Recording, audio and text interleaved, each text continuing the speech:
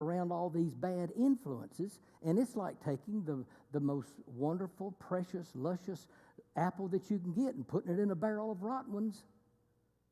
That one good apple is not going to overcome all of those rotten ones. Those rotten ones are going to overcome the good one. And that's what would happen to me, seems like every year, And I'd lose out. I'd get, I'd lose my fire and this, that, and the other. Well, all of that was happening, see, because I didn't have any roots in the ground.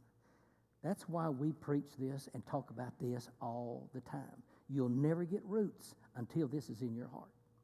This is what brings the roots and establishes you. But how many of you, like me, you've promised the Lord that you were going to give him your all? But what did you do? You pulled back, and you didn't do it. You failed to come through on your promises.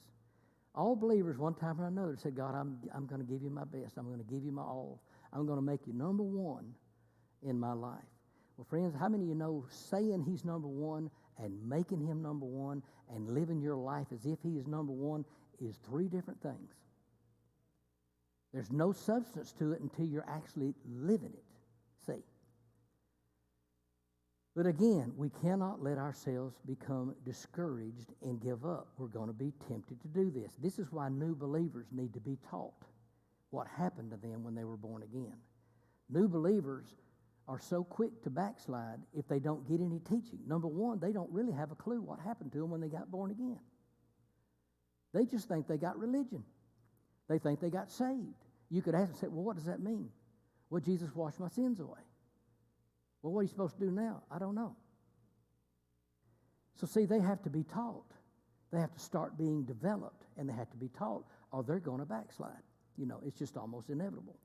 But watch here in Hebrews chapter 12, 2 verses, verse 12 and 13. He says, wherefore lift up the hands which hang down, and the feeble knees, and make straight paths for your feet. When he says lift up the hands that hang down, that means it's like there's weights on them.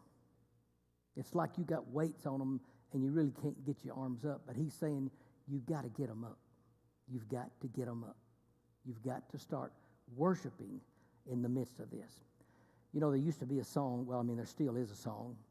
There used to be a group called the Imperials.